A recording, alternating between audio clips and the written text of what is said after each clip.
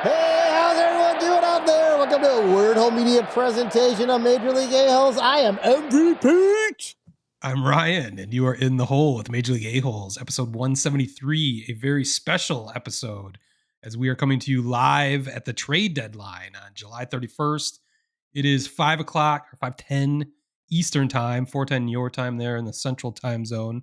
We are less than 1 hour until the deadline. We're doing an experiment today to see if we can actually do a kind of a live show. It's still a podcast. We're recording this, but we're going to react in live time to news coming out. So this may be a total disaster, but I guess we'll find out.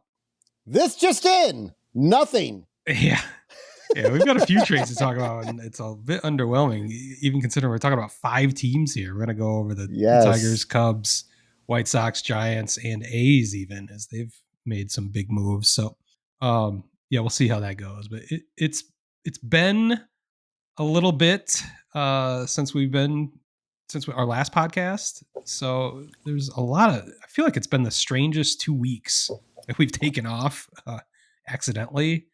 I mean, if you think back, like the Tigers were easily the best team in baseball, best record. I was gloating about how they're like 162 in their last 162. Since that, from that moment on, they went on they won 2 different 6-game losing streaks. So it's unreal. They basically were the worst team in baseball. To make things stranger, the Cubs actually were handed that mantle of the best record in baseball from the Tigers for one day, and it feels like, and then they lost that, and then the next day they were in second place in their own goddamn division behind the Milwaukee Brewers. Brew Crew! The Brewers are being fueled by former White Sox Andrew Vaughn, who is suddenly the best hitter on the planet. He had a grand slam the other night, 6 RBI against the Cubs, of course.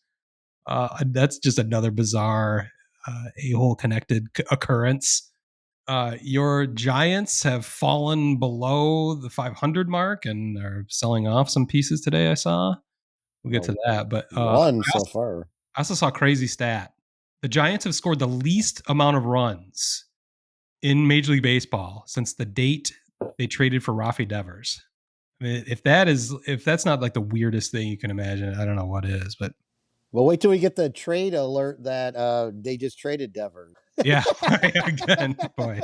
The A's actually had a weird thing where a rookie hit 4 home runs. He was 6 for 6 in the game. Nick Kurtz. Yep. 6 for 6 in the game. I think he had 8 RBI, 6 runs scored. Like, wow. And then like in the weird like pop culture side of things, we lost Ozzy Osbourne. We lost Hulk Hogan. We lost Theo Huxtable. We lost Ryan Sandberg. I mean, that was a shocking one this week. I knew he had cancer before, and it was kind of strange. You know, you didn't hear like he was in remission and everything was good. And then you kind of heard some bad news last week, but I was still shocked when the news came out. I think it was Monday night. So we can talk about that if we want. But I guess in the worst segue ever, speaking of the dead, we are labeling our live reaction to the trade deadline as the living deadline. And I think with that, we can go ahead and basically recap everything we've seen so far. As not a whole lot with our teams, but what can we do? We might as well go ahead and jump into the news. Wait, you buried the biggest headline of since we've been gone. Oh, come on. What did I do? You buried that the Sox are 8-4 since the All-Star break, and the number one guy with the most RBI since the All-Star break is Kyle Schwarber. The number 2 guy is Colson Montgomery with 16. So wasn't he a terrible hitter in the minor leagues, and now he's just awesome in the major leagues? Like, I don't fully understand that transition. The White Sox, in uncharacteristic White Sox fashion, pulled him out of AAA and sent him to the Arizona. Yeah, they sent him to batting camp. I remember that. I could have done a whole summer camp logo motif for that. 2 weeks there, and he's all set. Wow! Why don't they do that with everybody? I mean, what are we doing? Well, I don't have to do with everyone. They're the fucking hottest team on this fucking podcast, but that story's buried, of course, by the guy wearing the fucking Detroit Tigers cap Honestly, I did have that written down in my notes that I'm not looking at, and I just forgot it. So and I don't with know if that's an insult or his Cubs underwear on over there. Jeez. definitely no Cubs underwear. But all right, now can we jump into the news? If it is news, I mean, Jesus. Yeah.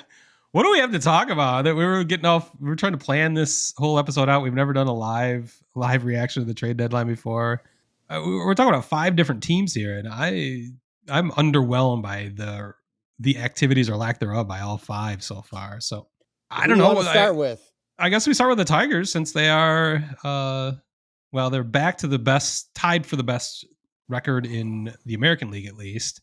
After that 1-12 run over 13 games, they did win 4 in a row this week, which makes everyone in Michigan feel a hell of a lot better about what's going on going into this trading deadline. But really, I guess besides underwhelming, I would describe this trade deadline so far by Scott Harris is pragmatic, but certainly not splashy. They have added all sorts of bullpen depth. Kind of underwhelming, of course. That's might be the word of the day. Underwhelming bullpen depth and some starting pitching, which is what everyone saw. Those were their key needs besides a right-handed bat, possibly a third base right-handed bat, which may have been filled by Eugenio Suarez, which obviously did not come to fruition as he is now on his way to back to Seattle. But honestly, the bat, getting a third baseman or a right-handed bat in general was my third priority. Number 1 is bullpen, and they have addressed the bullpen. The big move today was Kyle Finnegan, acquiring him from the Nationals. Not like the elite closer I was hoping for, or an elite arm. He's got like a mid-4 ERA. Yeah. A lot of that's based on like 3 big blowups this month, unfortunately. But outside of that, 3 or 4 horrible appearances, he's been solid. He's got 20 saves, so he fits the bill, fulfilling at least the badly needed bullpen depth that the Tigers needed. So I like that. Paul Sewald is another name. Do you have the list up there? I don't even. Oh, they got Rafael Montero. You've got the Braves. Chris Paddock. Well, Chris Paddock is the starter I want to talk about, but you got Kyle Finnegan, Paul Sewald, and Rafael. I just accidentally closed that window. I do have like Rafael Montero is the guy. Yeah, Rafael Montero. It's a bunch of relievers that have like mid-4 to 5 ERAs, so it's not. Yeah, that's the issue, I would say. And what the idea potentially is, they put him in the Fetter lab. Chris Fetter, the pitching coach, who has reclaimed many major league arms that seem to be fading, get his hands on them, and they're magically fixed and stalwarts, as we saw a couple years ago with Eduardo Rodriguez. We're seeing last year and somewhat this year with Jack Flaherty. It's been done, and that's what you hope. Scott Harris is seeing traits of those players that aren't necessarily being realized with their current teams, that the Tigers see, oh, we can mold this. There's tons of potential here that we can take care of. So we saw it yesterday actually with Chris Paddock, who was another underwhelming starter from the Twins. He debuts with the Tigers, gets six innings, 1 run, I think 3 hits, 5 strikeouts, no walks. That's what you're looking for out of a number 4 or number 5 starter. So if that's any indication of what Chris Federer can do in a couple of days with his hands on these new acquisitions, that's a good sign. So that's the hope so far. Again, I'm underwhelmed. There's plenty of closers still out there, and one theory I have as we go into this final final half hour of this trade deadline is this is where either the dumbest GMs are fucking around or the ballsiest GMs are like waiting till somebody else blinks. Yeah. And getting the deal they're holding out for. So Scott Harris has been reluctant to give away any of the prize top prospects of, frankly, the best farm system in baseball. The Tigers having Kevin McGonigal, number 6 overall, shortstop, Max Clark, center field. I think he's number 10 overall. I'm referencing MLB Pipeline. rankings. And then they've got Bryce Rainier, who's an injured shortstop, but he's in the top 40, I think. And then they still have two different catcher slash first baseman that are their top 5 prospects that are in the top 100 in baseball that I don't want, frankly, with what is on the market. I didn't want the Tigers to give up any of those top 5 picks for what was available, unless you talk about Joe Ryan from the Twins becoming available, or who's Mackenzie Gore from the Nationals if he became available, because they were controllable assets that you might give up a huge prospect for. But if you look at the starting pitching market, I mean, we talked about it for the last couple of months. Sandy Alcantara is like the best name out there. I think he's still available. I don't give up a major prospect for that, considering he's got a 7 ERA right now. And so I guess the moral of the story in my head is not all trade deadlines are created equal. What is available is not the same every year, and I feel this is a really down market. So to make a move just to make a move isn't really the best thing to do necessarily in this season, considering what is available. There isn't a decade ago, there isn't a Justin Verlander available on the market, although there might be a Justin Verlander available on the market. Yeah, literally. Yeah. Do you see what you get what I'm saying? It's just like I'm underwhelmed by what's really out there. So I wouldn't. But I guess it sucks for this show and it sucks for fans today. Not big moves for our team so far, but I'd be kind of annoyed if they gave away top prospects for what's actually available. Yeah, and I think the bigger moves have been made so far by I mean, it looked like the other day it was just the Mets and Phillies in a pissing match. Yeah. On who's acquiring who and who's gonna.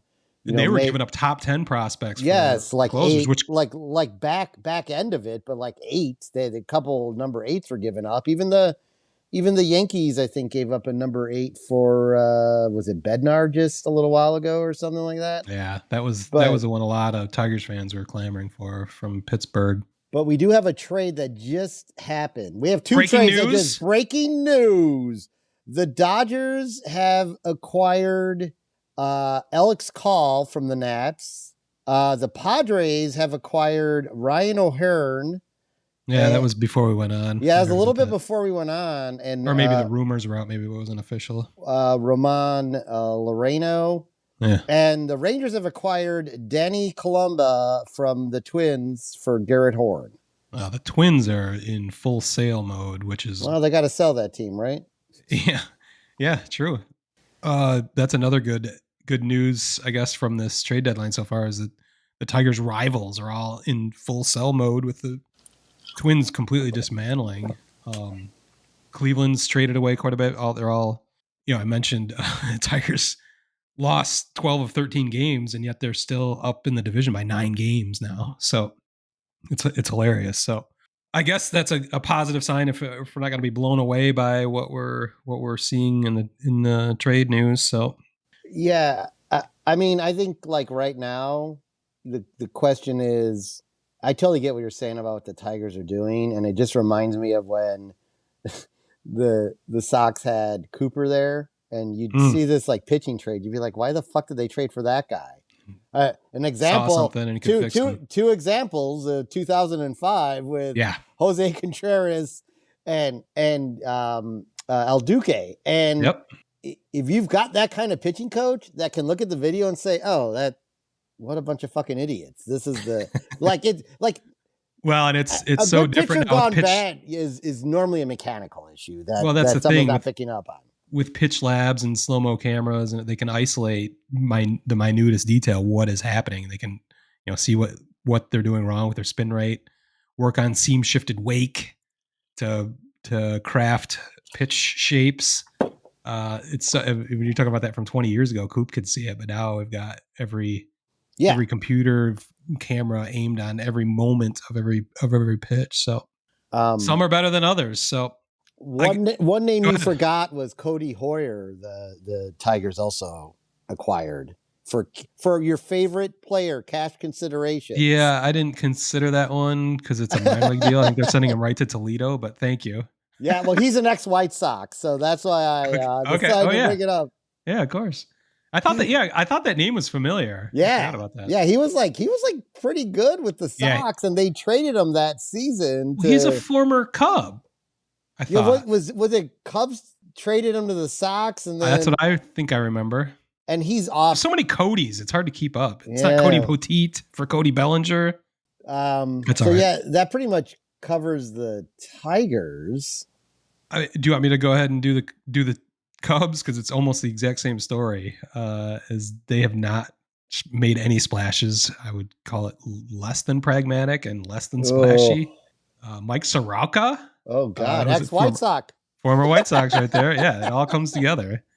Another underwhelming depth piece. The Cubs needed the exact same things that Tigers did. They need starting pitching more than the Tigers do, but bullpen depth, everybody needs it. And then third base, potentially. Although Matt Shaw came to life in the last week or so, especially against your White Sox this past weekend. We didn't talk a whole lot of shit to each other about that.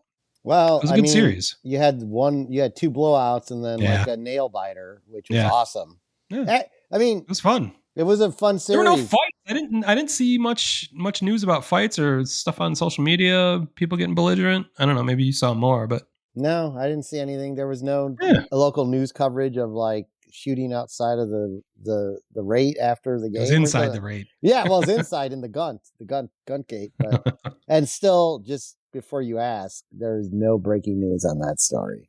Oh yeah, have they solved the shooting mystery from is that now 2 years ago or a year and a half ago? No, they have not. That's unfortunate.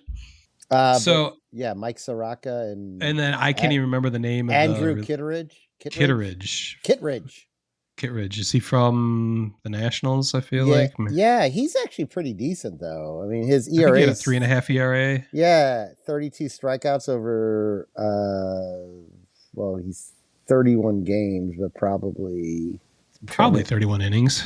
30.1 innings. But that's a good stat. I'm glad you brought that up because that's all I'm doing. Most of these reliever names, I don't even know who they are because middle relievers on other teams, especially in the National League or wherever, I don't really know the name. So that's one stat I definitely look at too is Ks per 9 or Ks per inning.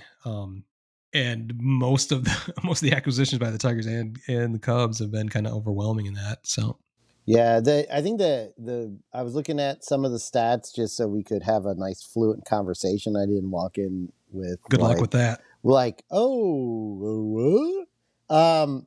The one thing that is a little disturbing on like a few of the guys for the Tigers is like half of their inherent runners have scored this season. There's a lot of walks in there in those stats too, which is the opposite of what Scott Harris talks about, controlling the zone. So yeah, I'm not a big fan of that. Yeah, and you're looking at like 4.5 ERAs, but the inherent runners aren't getting tagged to your ERA. So what would that ERA look like if those were charged to you too? Like those are that's what when I'm getting a middle reliever, I like to, or even a closer, whatever. I'm getting a reliever, I like to look at like an inherent runner scored, and in a lot of cases, because of the minimum of 3 batters, that stat is a little skewed now, just because most guys are coming in clean innings. Yeah, it's changed a lot.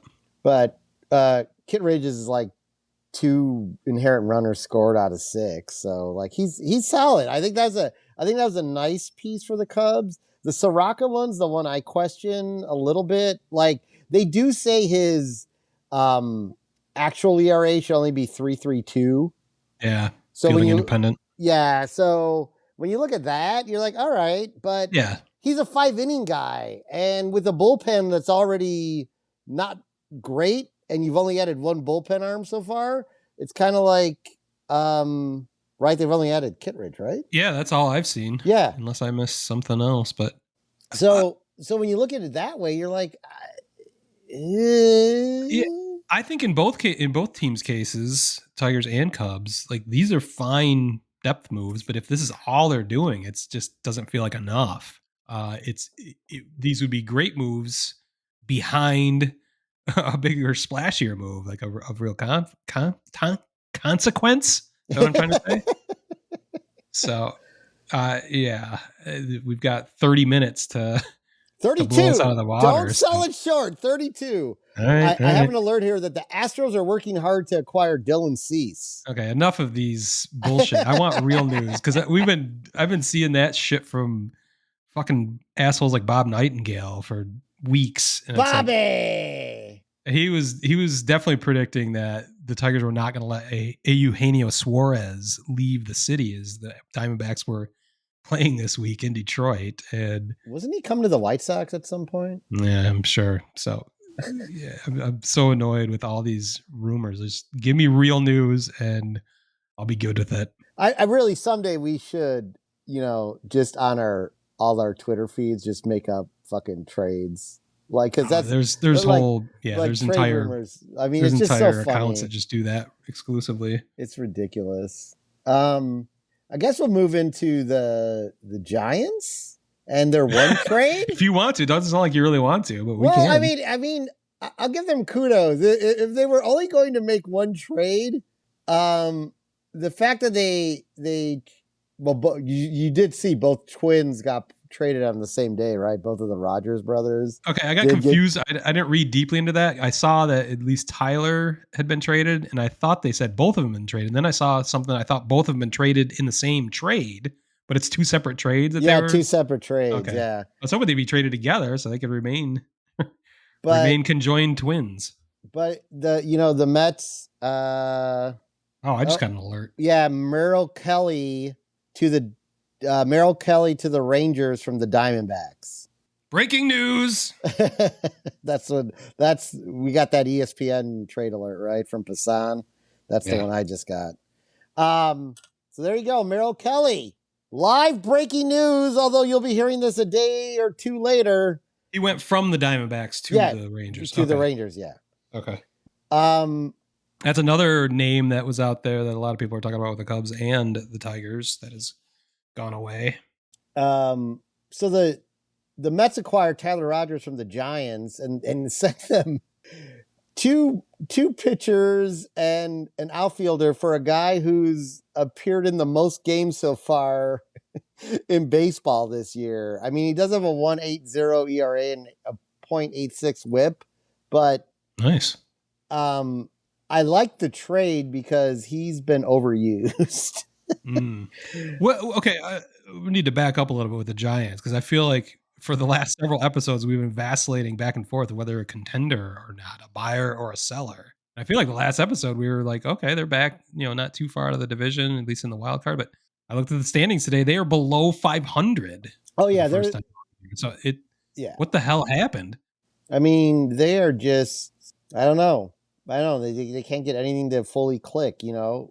I mean, I gave you that stat earlier that they've scored the least number of runs since the date that Rafael Devers was traded for. So yeah, I mean, it's just shocking. They weren't a big run scoring team to begin with. You can't live and die by 1-run games, and it's caught up to them now.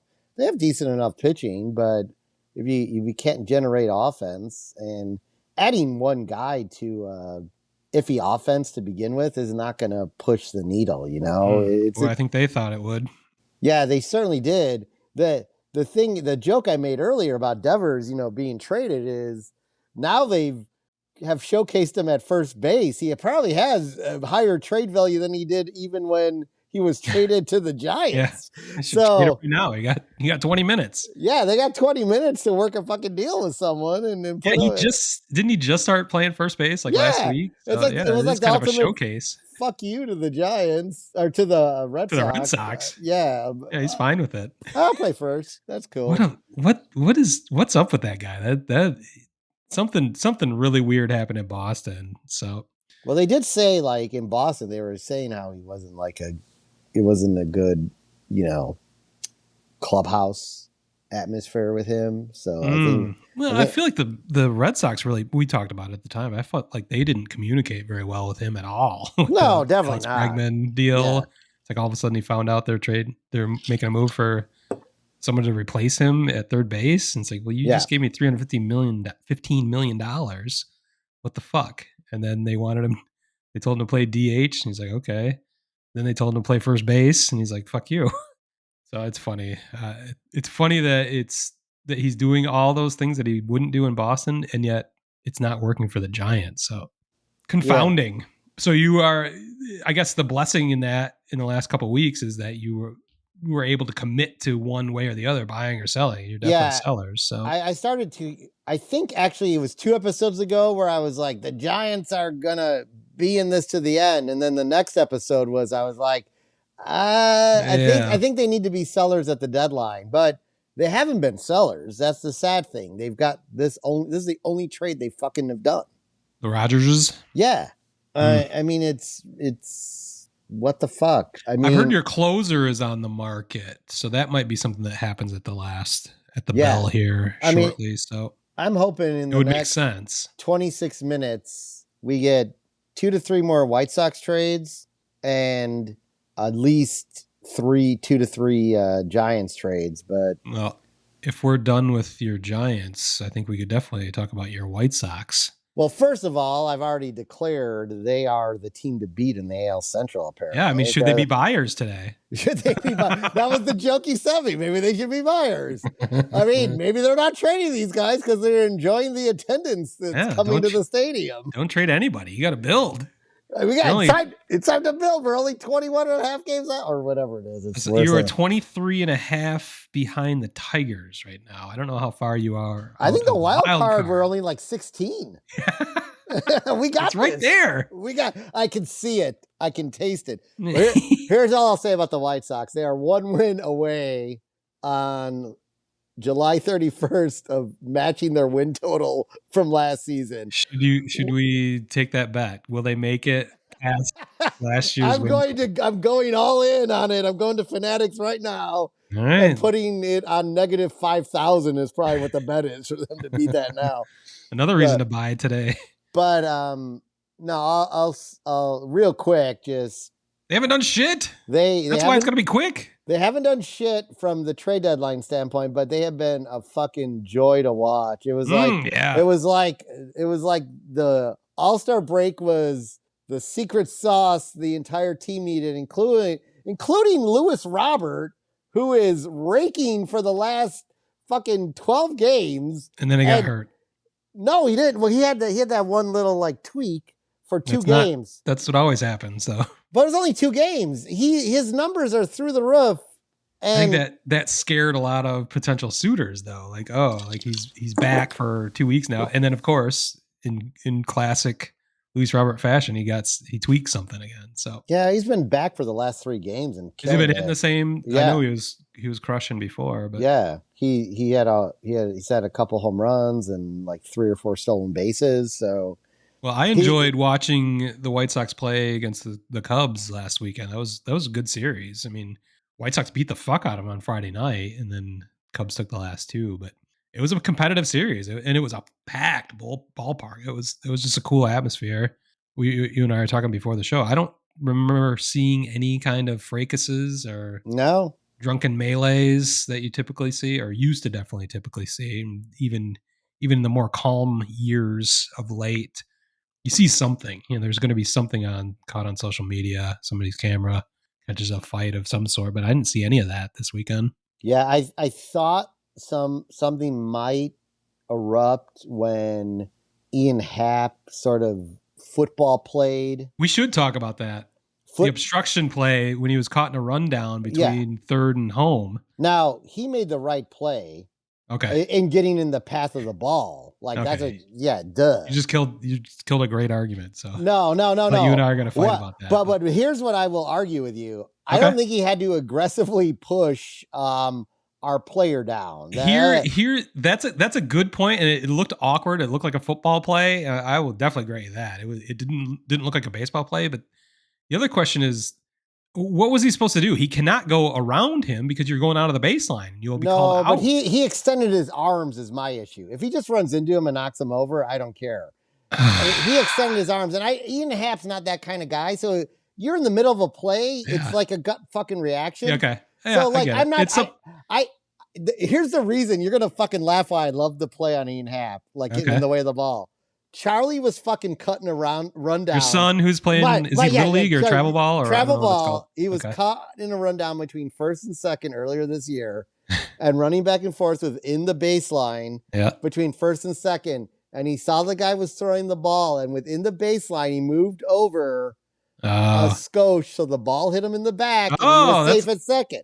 Yeah. He was headsy enough to do that. That's a headsy play. And when I saw Ian Happ just stay within the baseline and sort of like, take the ball off the shoulder, that's it, man. It's a legal play. Everything was legal about it. Well, again, I'm not saying he was trying to start anything. It wasn't like Brzezinski, the Brzezinski Barrett situation, but like he kind of extended his arms, and I was like, dude, what the fuck are you doing? And then I was like, because I know Ian Happ, like from the podcast and that, and he is. He's not that type of dude. So I was just kind of like, you know what? He got caught up in the moment, but it didn't seem like the White Sox were pissed about it, and that could have been a caustic moment because it was hot as fuck all weekend. Oh my God, I'm surprised there weren't more incidents. The other mitigating factors, I think Colson Montgomery is much bigger than Ian Happ. Ian Happ's a big guy, but I think Montgomery is like 6'5". He may be taller, but Happ is massive in the upper body. So it's not a small man clobbering, a big man clobbering a small man. It was not Chase Mydroth. That would have been that would have looked ridiculous.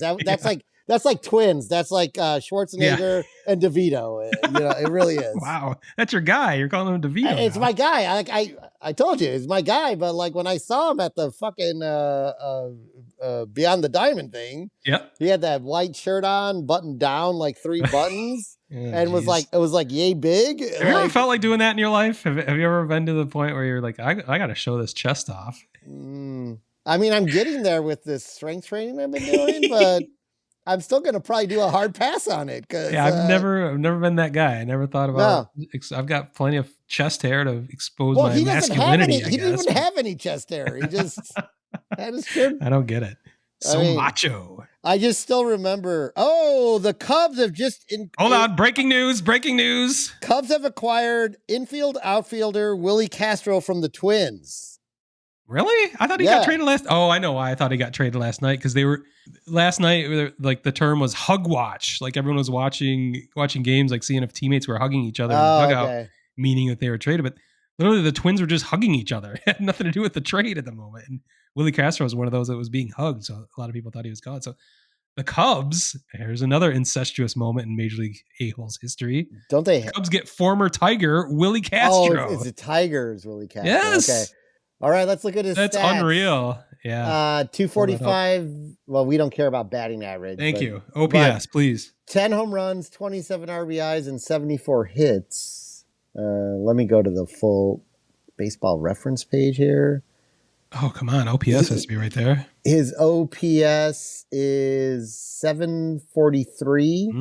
It's above league average. I think it's like 715 this year. Yeah, his OPS plus is 103. Okay, yeah. So just a scotch over. There. He's only had 302 at bats. So okay, he was pretty good with the Tigers. I was not like lamenting the day he left. Probably about 3 years ago they moved him. He's been really good, I thought, last couple of years with the Twins. He's a Tiger killer, in fact. So I don't know. I guess I like that. That's a backup to Matt Shaw, who's shown more power and a little more life at the plate recently. So I think that's a solid, again, pragmatic but not splashy move. He should at least is something for us to talk about during this fucking live broadcast. He should be fresh. He's only played in 86 games this year. Okay, I like that. So no, I think that's a solid addition. I like it. I don't think it necessarily guarantees them the World Series, but yeah, I don't hate it. Yeah, I don't know what they gave up, but I'm sure it's pretty low. Unless usually if it's a number, top 100 prospect, that's included in whatever alert there is, or unless they don't know. But yeah, I doubt it would be anything big. And the other positive attribute is that the Twins are selling even more pieces off. The Twins are a fucking disaster. Well, I think we mentioned this before the show. Did we mention it on the show? The Carlos Correa trade might be the funniest trade of the day. No, we have not mentioned it yet. Yes. I mean, as he's traded back to the team he came up with, the Houston Astros. You'd have to say it was a failure for the Twins to pick him up. I forget, what was a 6-year deal? How many million? Yeah. Obviously, they were in contention last year until they collapsed and allowed the Tigers to take the wild card slot. He's owed $96 million through 2028. Yeah, good work, Twins. Wow. So yeah, Well, I mean, who's going to be left on the Twins after this? After today, this is kind of amazing. I know it is. It is stunning because if you think about us talking about the AL Central back in like April and May and even early part of June, they were like one of the best divisions in baseball, right? Well, they were the best division last year. So yeah, and they had 3 teams in the playoffs with the Royals. So and then suddenly the Tigers were like just bullying everybody for a while there, right? And the whole Central was a fucking disaster outside of the Tigers. So, yeah. Well, I haven't heard about the Royals making any big moves today. So it's almost like the division has been conceded to the Tigers. So now the Tigers are just hopefully building up a war chest to go after the World Series. So far, I'm not impressed. Yeah, the only thing I saw the Royals do, they traded away a catcher. Yeah, let me see if I can find it. Not. You're covering up your microphone, I think. It's my looking. I have to put my. If I'm looking, I have to put my. It is a podcast. Oh no, the Royals just acquired. Or no, this is back on the 16th. Never mind. Hold your horses. I don't really care, actually. Yeah, they've not made any significant. If you have to look that hard, there's nothing of consequence. Yeah, I don't think there is because it's so far down. But I mean, what are the Astros get Correa back? But what are they getting? He's going to play third there, and they still owed $96 million. Isaac Paredes is out for the season. He was playing third this year, so I think that's I'm aware. Okay. Oh, he's on your fantasy team. Yeah. Do you want your him? last place fantasy team? What do you call day to day now? Yeah, day to day. See, a tear rolling down your face is your logo. Another fucking injury. Yeah. Do you want do you want him? He's yours. I'm all right. I'm still solidly in first place as I have been all season. Whoa, that's all here. Capital City Dirtbags are just dominant, especially after the trade you so graciously made to give me Tarek Skubal for. Well, I wanted to make sure you could win this year. Yeah, I appreciate that. To you, Smitty. I think with that we can conclude this fantasy minute. Yeah, thank God it was only a minute. The one thing we didn't talk about when we were talking about the White Sox is they did somehow trade away Austin Slater for the 18th prospect in the Yankees organization. I don't even know Austin Slater. Who is that?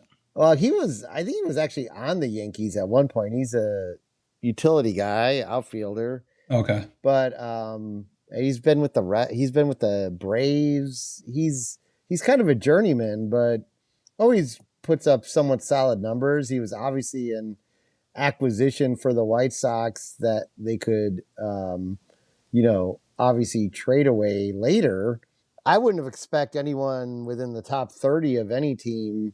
He has like a 232 batting average and like very average at best, but that's already more information than I ever wanted about Austin Slater, but thank you. The Yankees gave away their number 18 prospect pitcher for him. So apparently they have a ton of pitching depth. So good for us. We've got 12 minutes left. How about we take a quick break? I'm going to refresh my beverage over here as it is a thirsty Thursday. It is. And I am downing this delicious margarita I made. It looks good. In the U.S. Open 2024 Cup.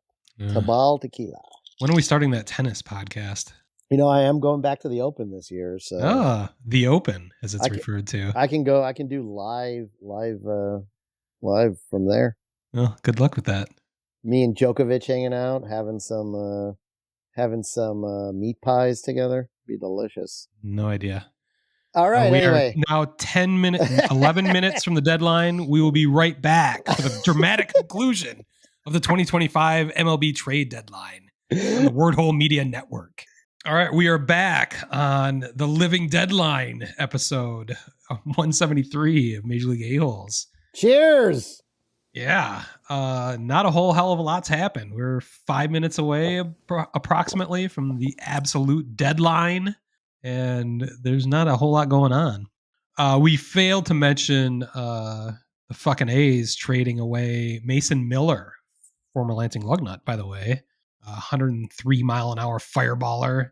I was kind of surprised he was on the market because he's still got like 5 years of control. I know. So it did cost the San Diego Padres a pretty penny, as part of the package they sent back included the number 3 overall top prospect in baseball. I failed to remember his name. DeVries, I Nets. think, is his last name. But yeah, Leo DeVries. I think he's their number 1 prospect, right? Well, yeah, he's top 3 in all of baseball, so he's got to be number 1. So, and then Brandon Nett was their number 3 prospect. So they got 2 top 5 Padres prospects.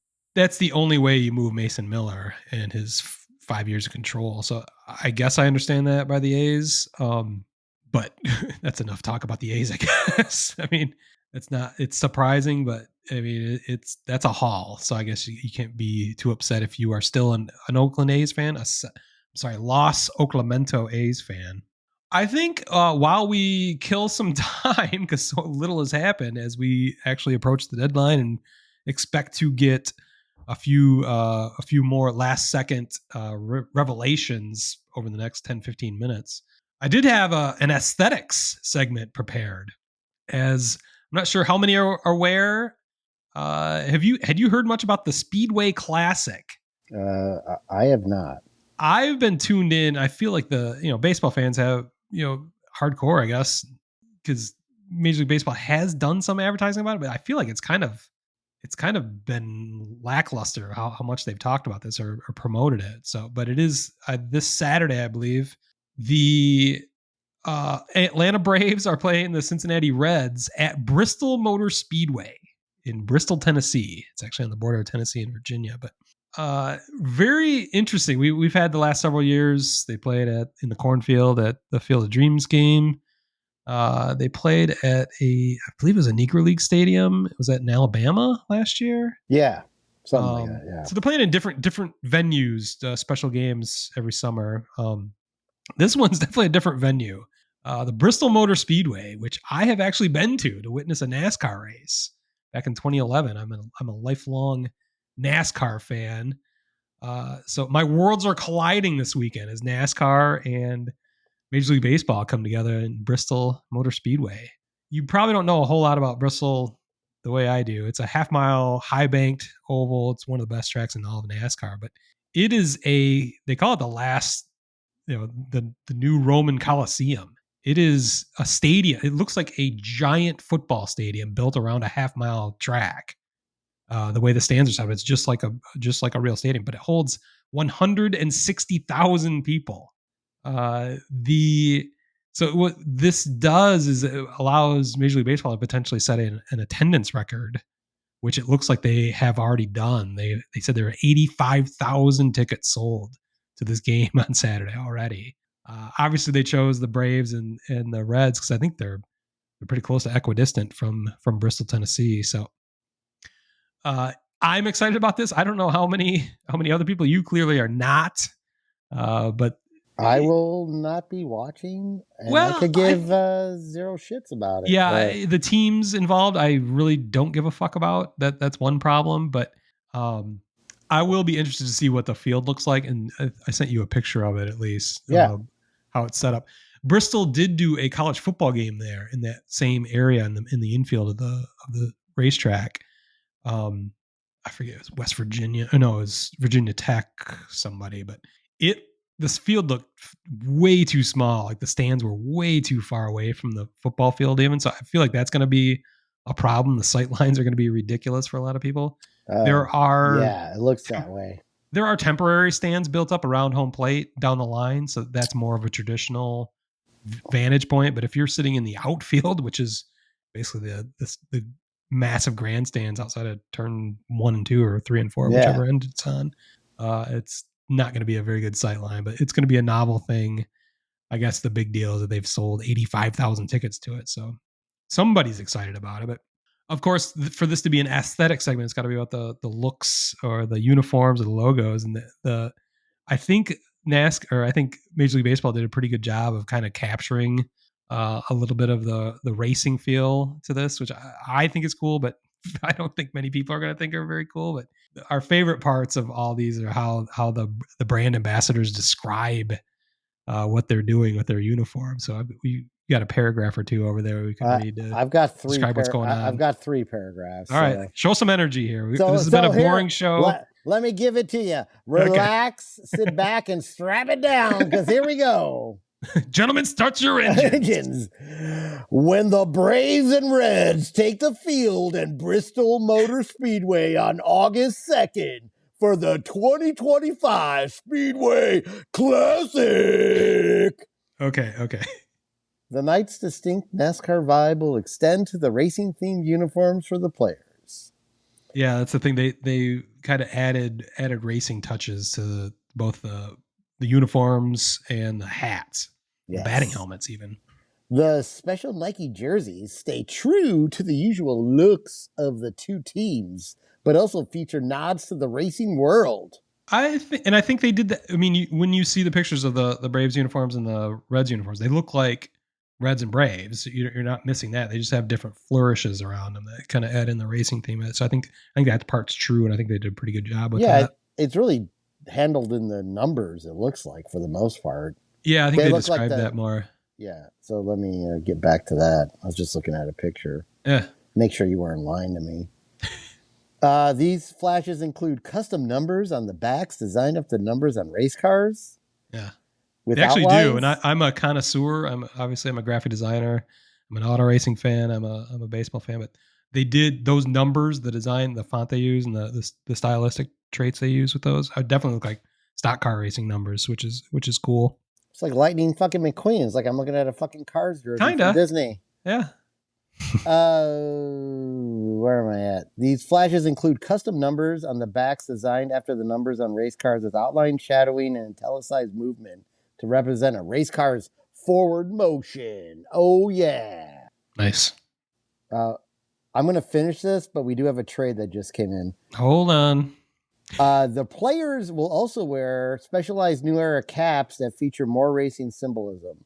The Braves caps will have flames on the visor. Yeah. Could be racing, could be Metallica. I don't know. Yeah. While the Reds cap will feature a visor with a checkered flag, which I think, in my opinion, definitely captures what that's about. Meanwhile, the Rawlings batting helmets are modeled after the design of NASCAR helmets, featuring racing-inspired numbers, checkered flag emblems, and other markers. I think that's all kind of cool. And I'm trying to think if the White Sox were involved with this, if the Tigers were involved with it, the Cubs were involved with this somehow, do you think you and I would buy some of this merch? I think I probably would. I would not. Okay. I have no interest in, I'm never going to buy a Braves or Reds gear. So I don't know what the sales of that shit is going to be, but I think it's interesting. If this is the concept they're going with, I think they did a good job with it, at least. I don't think it's going to be very popular because I've been a NASCAR fan my whole life, and I've met like one other person. Joe Fitz is the only NASCAR fan I've ever met. He actually went to Bristol with me, and now I don't even think he's a NASCAR fan anymore. He doesn't really pay attention, but I understand it's not popular, but I've always loved it. I love the idea of combining those. I'm going to give it 2 middle fingers up. Well, I'm not a big NASCAR fan, but I do enjoy, I appreciate racing and what it's about, especially because I've attended live Indy racing. Yes. You and I have been to the Indy 500 twice. Yes, and it's an incredible experience, so I appreciate it. While I could care less about this, I am also giving it 2 middle fingers up because I think the way they've done it is exactly how it should be done. In fact, it's better executed than so many City Connect jerseys. Yeah, it's subtle what they did. It's subtle. You still know it's the Braves and the Reds. Yep. But it has the exact touches you would need to appeal to a NASCAR fan too. And there's obviously NASCAR and baseball fans. So, racing's huge. Racing's fucking huge. Like, just because I'm not into it, I'm not going to, I'll make my little fucking snarky comments, but at the end of the day, I get it. It's almost like a perfect fucking marriage in a way. When haven't you made a snarky comment? Well, it's few and far between.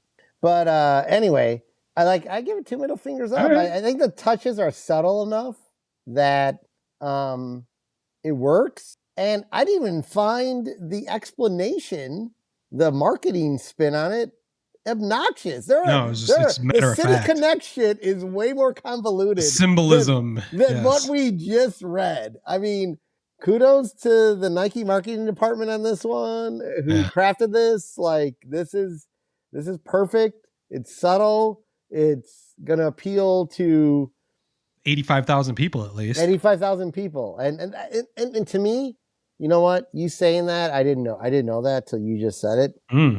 That's the proof in the pudding right there. I don't know that it works with the Cubs and the White Sox, but it might work with like the Florida Marlins or like those teams in those pockets where there's more of a NASCAR Southeast racing culture. Yeah, so, for sure. So like I could 85,000 people, that's way more popular than another Field of Dreams game. Like, let's be honest here. Yeah.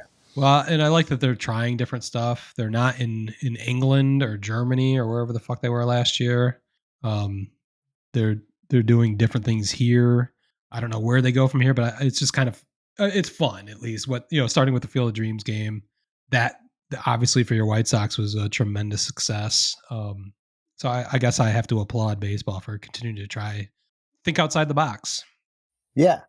If you think back to the Field of Dreams game, you had two of the, biggest markets in baseball. Mm-hmm. That was a good move in that game. That was a good move. So, all right, let's get to the ticker. We have more breaking news. Padres acquire left-handed pitcher Nestor the Molester Cortez from the Brewers for outfielder Brandon Lockledge. Sources tell MLB.com.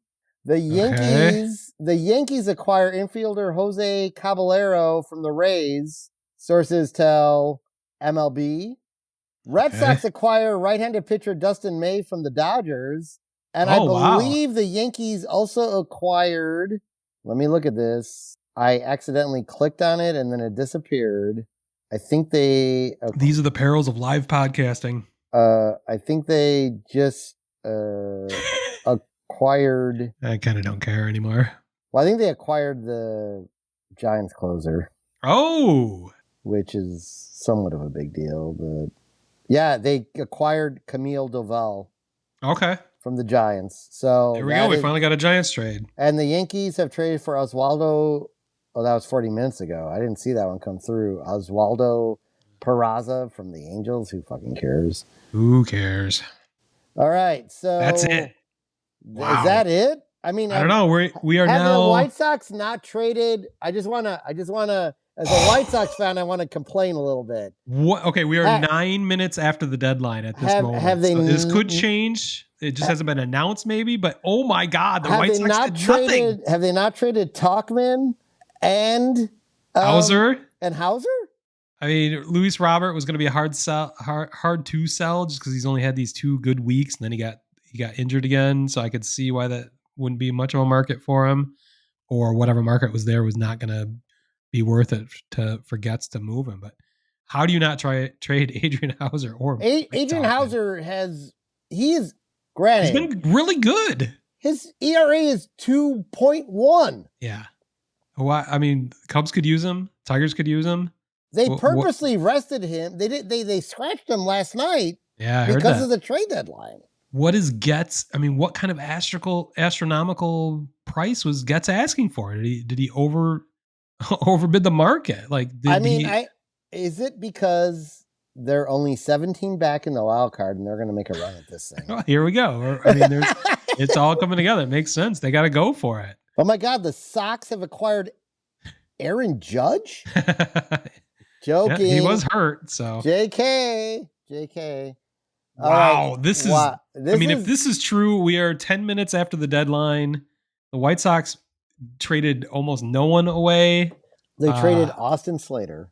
I mean, is this a fireable offense for Chris Getz? This is a tremendous letdown. Well, it's not a fireable offense because what he's managed to do right now is 40 wins. Take a fucking complete disaster and probably turn it into close to a 70 fucking win team this year. He didn't help that cause today. Wow. There's going to be a lot. I mean, maybe we're missing something. Maybe more news comes out in the next 15, 20 minutes. Sometimes these things get announced later, but that is shocking. I think that's as underwhelming as the Tigers and Cubs have been. I think it's the big story out of this trade deadline is the inactivity of the White Sox. That I did not expect. I was sure Hauser. There's a market for Hauser. My God, I mean, Chris Getz he had to have just asked for way too much. That's the only conclusion I can come up with. Yeah, I agree. Are they going to do the old? Adrian Hauser. Breaking news. Adrian Hauser to Tampa. Wait, you just missed it? No, it's not. It hasn't come through. Or it just popped up. Fox 32. Okay. Hold on. Let me. Yeah, that's fine. Okay, there's no news on who they got back, but they did trade Hauser. I think probably what we're waiting to hear is, all that paperwork goes through MLB and all that shit. As long as you get the stuff in at 4:59 or whatever it was. Yeah. So he was traded. So okay, that makes way more sense. So I retract my diatribe against Chris Getz. He was not derelict in his duties. It's not a fireable offense anymore. I am surprised that Mike Tauchman wasn't traded, but it would have been way worse if neither he nor Hauser had been traded. Holy shit! Yeah, so we'll see what they get back from to the Rays. That's interesting. Yeah. The Rays, let's take a look at this shit, because also it's funny about the ALEs because it was like a Yankees runaway at one point, and now it's a fucking Blue Jays went fucking crazy. All right, another trade has just come in. Oh, they're trickling. Breaking news. And I lost it. What's going on over there? Well, I keep Royals acquire Bailey Felter from the Pirates for left-hander Evan Sisk. Okay, that wasn't worth breaking in for. Yikes. I mean, if we want to summarize this year's trade deadline at this point at 6:15, 5:15 your time, I'd say it's confirmed the Tigers acquire Charlie Morton from the Orioles. Really? Yes. Charlie Morton, what is he, 36? Okay. All right. Now we're getting something. Maybe the Rays are sending Taj Bradley is coming from Tampa Bay in the Griffin Jacks trade from Minnesota. So the Rays are making moves. The Rays are giving away Taj Bradley? Yes. That's weird. For Griffin Jacks. In a last-minute deal, the Blue Jays acquired the final reliever and bench bat they were looking for. Toronto added Louis Varland and Ty France from the Twins for prospect pitchers Kendrys Rojas and Ellen Rodon, according back from Minnesota. Okay, we can forget about those jerk-offs. We need to talk about Charlie Morton here. So what site are you on? Athletic. Charlie Morton. We need to look up his number. I believe he's 36 years old. It would be another kind of like an Alex Cobb signing, like they did this past offseason. Another incestuous Major League A-holes move, as he was a former Giant. I had heard Morton's name come up as a possible target for the Tigers. Oh my God, I'm way off. He's 41 years old. Oh, jeez. And a mid-5 ERA. Wow. 1.56 whip. Oh, Jesus Christ. I mean, that is definitely hoping the magic of Chris Fetter can wear off on somebody like Charlie Morton. That's crazy. So Chris Paddock, Charlie Morton, that's their adding to the depth of the rotation. Not much. Again, underwhelming is the word of the day, I'd say. Pragmatic and not splashy is the other way to describe it. It looks like, I haven't seen anything on Dylan Cease. Is he still with? He's been back and forth in the rumors whether he was on the table or not. So I guess I'm not too surprised. Because it's weird because the Padres are going for it, yet they'd be trading away a starting pitcher. He has not been that great this year, I guess, is part of it. And he's this is a walk year, I believe, so it's the only reason it came up at all. But they're probably better off holding on to him just for rotation depth. But who gives a fuck about the Padres? I don't know. How would you describe this trading deadline? Interesting. I mean, Is like it? you said, well, interesting in the sense of Tigers acquire. Yeah, here it is, official. Charlie Morton. It's official Okay. to Detroit. Sorry, it Yeah. just came out. That's all right. Hold on. I'm clicking this, updating live. Oh, Mike Yastrzemski just went from the Giants to the Royals. Yes. No longer in San Francisco. Wow. Boy, we're getting, yeah, all of our teams waited after the deadline to do all this shit. Come on. Yaz is getting up there in age, isn't he? He's been Yeah. around for a while. Is that surprising to you that they moved him or? Oh, wait. The Cubs have acquired left-handed reliever Taylor Rogers per The Athletic. No, it's the other. This is the second time Rogers have been traded this week. He was sent to the Pirates from the Reds in the Cabrin Hayes deal. Rogers has a 2.45. Cabrine, sorry. 2.45. Oh, I thought they were ERA. both in San Francisco. No, they weren't. Not this year. They were a few years ago. Oh, the return okay, for the Pirates is high A outfielder Ivan Brethrow per The Athletic. That was the Cubs. Yes. Tyler or Taylor? Taylor. They've got Taylor. Okay. Yeah, another pragmatic bullpen depth move, much like everything else that they've been doing. So, okay. I guess volume of relievers is better than quality. Although he's pretty solid though, isn't he? Is he the submariner? They're both. I think they both are. Okay. Well, they are twins. Yeah. He's 2.45 ERA. That's not bad. Not no, terrible. take that. Yeah, the change of and pace. He's a lefty, so yeah.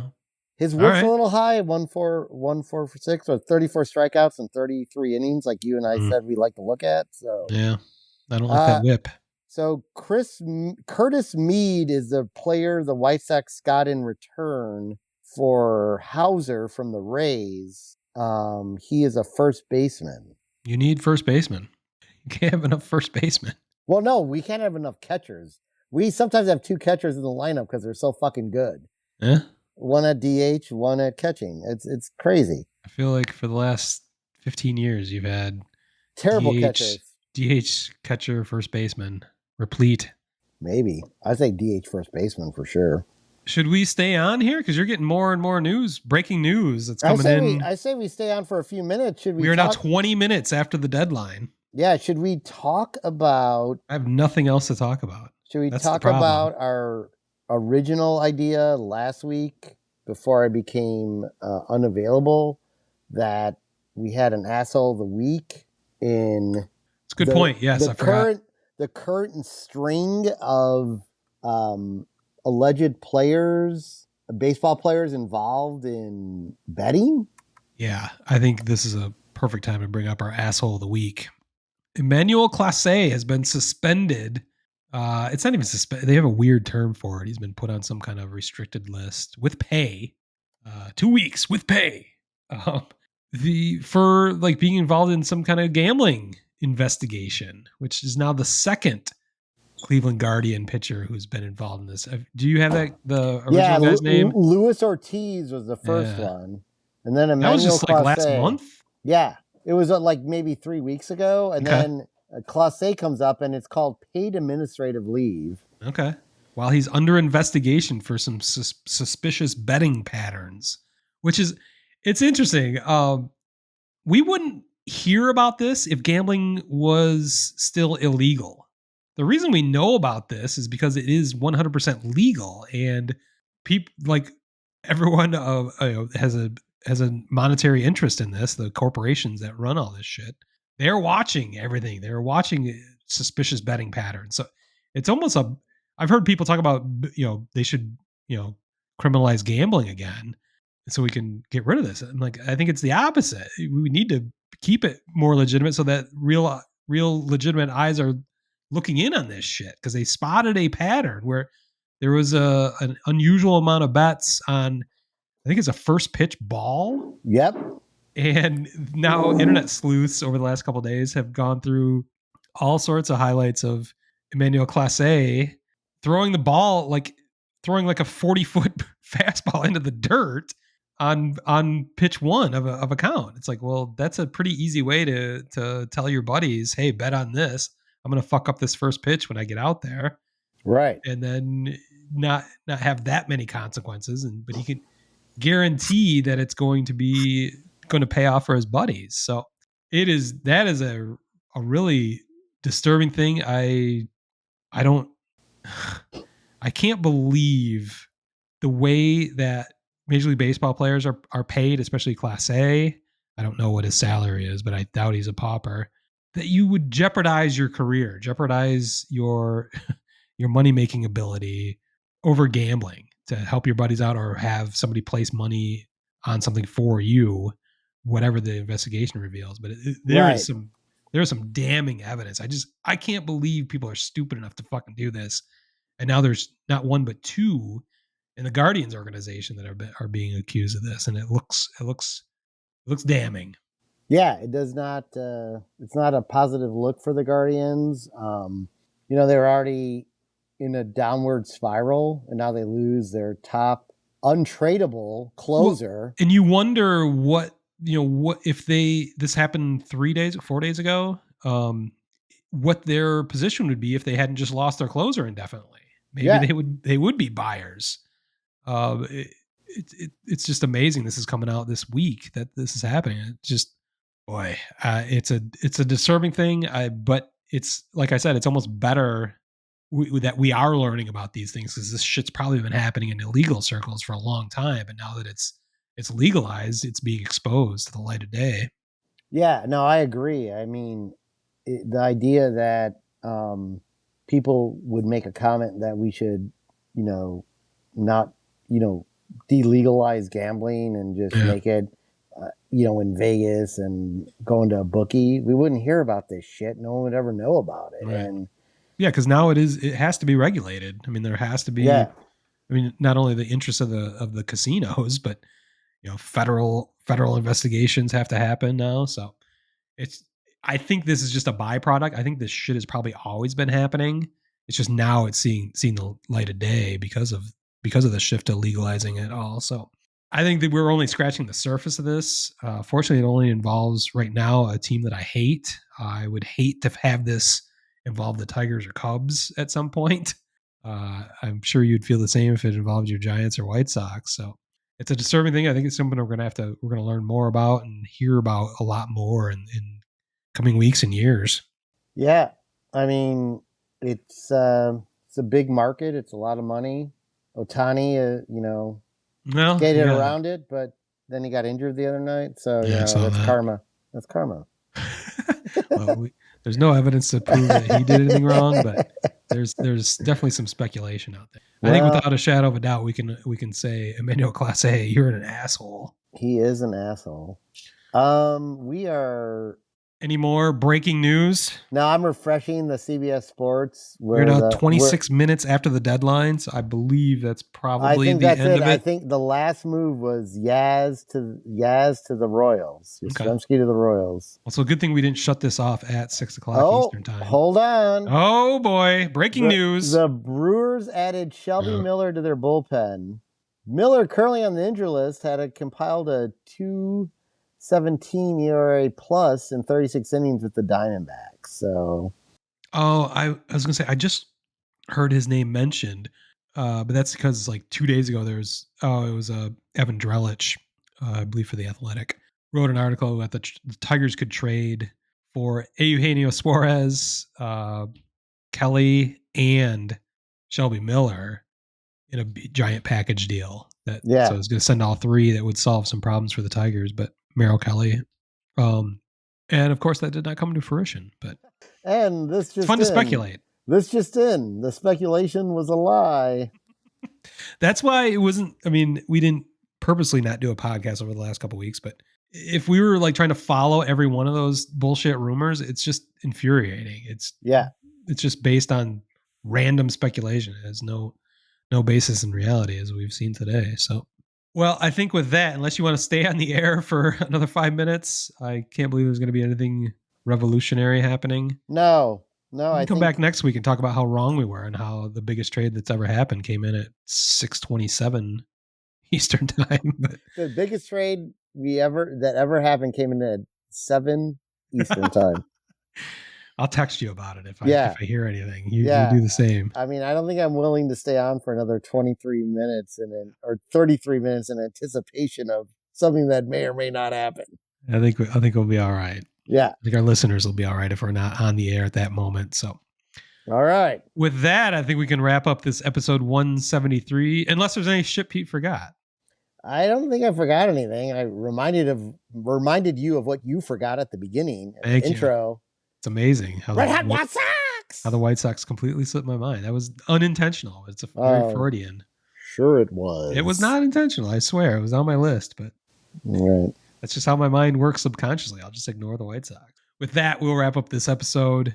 I'm gonna do a bunch of editing, try to get this up as soon as possible. Just so it feels live. So this should be up on YouTube, hopefully on your podcast outlets shortly later on this evening. You can catch us on social media all over the place at Major League A-Holes. You are on Twitter. Are you still on Twitter? I'm hardly on Twitter anymore. I mean, other than for the trade deadline. I'm on it, but I keep my Twitter alerts because Elon Musk runs X now. I keep getting MAGA alerts that I continually quiet. Oh, you can block keywords. I did that a long time ago. I blocked all sorts of political shit. Maybe I'll go on and do that. I don't see any of it. Yeah, I forget how you do it, but you can literally type in words that you do not want to see. I keep silencing them, and then they keep showing up in my alerts, and I'm like, you have fuck to block. Off. Yeah, and I still see stuff occasionally, but it's very little. There's your little public service announcement if you don't want to see that shit. But so yeah, we're kind of on Twitter, kind of not. But we're on all the other platforms at Major League A-Holes. You can find us on YouTube, where I'll get this video up as soon as possible. And you can find this podcast anywhere you'd like to find a podcast. So with that, I'm going to declare this podcast is over. Peace. Peace.